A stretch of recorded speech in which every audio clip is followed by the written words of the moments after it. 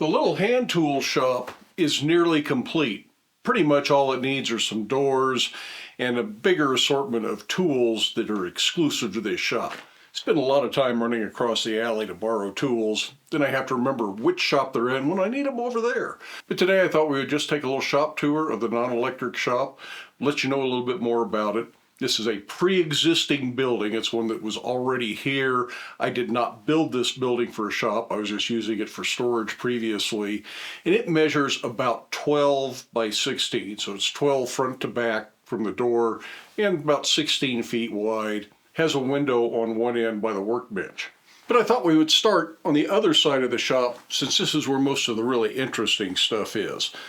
This corner is just going to be a little bit of storage. I've got a workbench that was up in the basement workshop in the house, and I decided to bring it up here. This gives me one more flat surface to pile stuff on, usually where I stage cameras and microphones, light batteries, things like that. Well, I'm working over here, so that stuff's not posing for shots in the videos. The cabinet on the wall is just something we found secondhand once upon a time, made out of old road signs. Doesn't really have much in it yet, but I'm sure before long we're going to fill this up with useful stuff. Now this window behind me is just covered over because that's where the stock rack is on the outside of the building. That rack's been there for a long time, so the window is just there in case it ever gets moved and I want to cut it out. Otherwise, we'll probably never have a window over here. This is where the slack tub is though. It's right next to the forge. I brought in a 100-pound cylinder to run the gas forge off of. That's way better than running off the 20-pound barbecue-sized bottles or even the slightly larger 30-pound bottles. This one lasts a lot longer and it doesn't have the icing up problem those other cylinders have. I also have the little Vevor anvil and the little stump anvil, the sledgehammer anvil I've been using a little bit, shoehorned over here just as a place to store them. And of course that brings us to the heart of the shop, which is the coal forge. This is a shop-built forge pan with a cast iron forge pot. It's a Centaur Vulcan forge pot. Those are still available to buy new if you're looking for one. The side draft forge hood is based on a design that was in the Blacksmith's journal probably 20-something years ago. I made that forever ago. Don't really remember much about it, but there are lots of plans on the internet for side draft forge hoods, and they outperform overhead hoods in most cases, so this is really a pretty good design. The chimney that I have on this is wood stove chimney, so it's insulated 2300 degree pipe, something like that. And that keeps the inspectors happy and the insurance company happy if there's ever a problem in here, as well as staying warmer so that it draws better. Because the chimney pipe has to be fairly warm to create a good updraft. So in the winter, a single wall pipe on the outside of the shop would cool off quite quickly. This stays warmer and will give better draw and get more of the smoke out of the shop.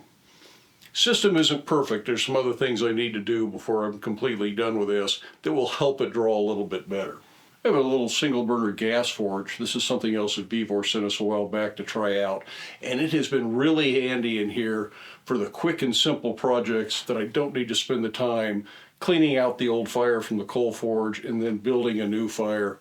Now I do have the coal forge set up with a Champion 400 hand crank blower. That's a pretty good blower for this setup.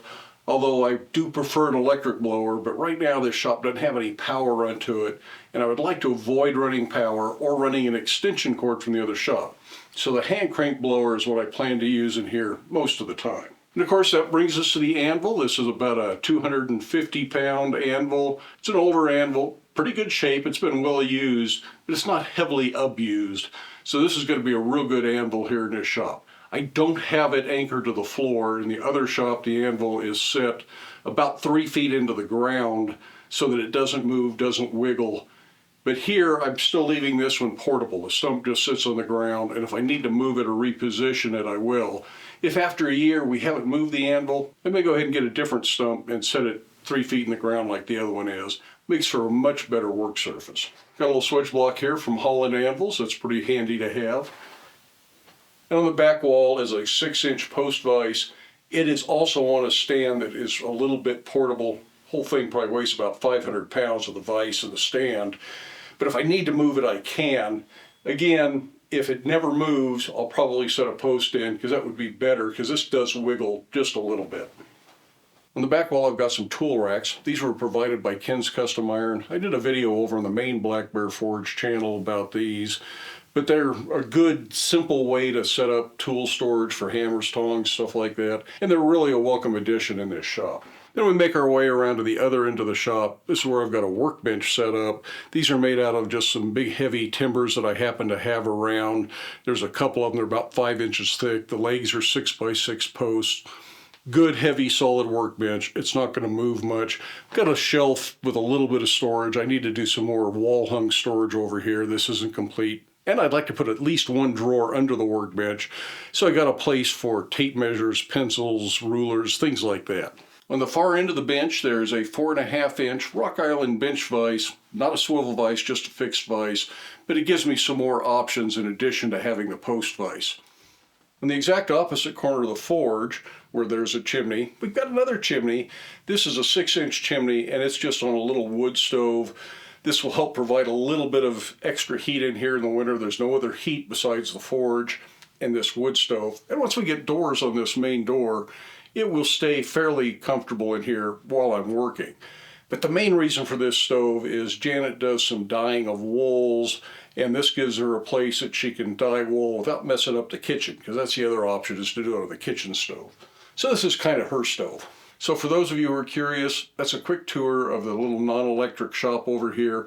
I decided to put it over here on the Black Bear Forge 2 channel just because it is a short, quick video, and I'm trying to maintain a certain style of video on both channels, and I think this video kind of fits the quantity philosophy of YouTube videos, and I'm trying to keep the other channel for the quality concept of doing YouTube videos. A little hard to explain, but as you watch both channels over the coming months, hopefully it will start to make more sense. I'll probably start doing fewer videos over on that channel, but they'll be better thought out and more intentional for what I think those viewers want, and all the little things that I think, you know, that'd be nice to make a video about, like a shop tour. I'm going to bring over here to Black Bear Forge 2. And for those of you that are mostly here for the short videos, yes, the short videos are still going to be on this channel. This is where I'll post those. And for those of you that hate the short videos, you don't have to watch them if you don't like them. Anyways, hope you have time in your day to get out to your shop, make something, but stay safe, wear your safety glasses. We'll see you for the next video.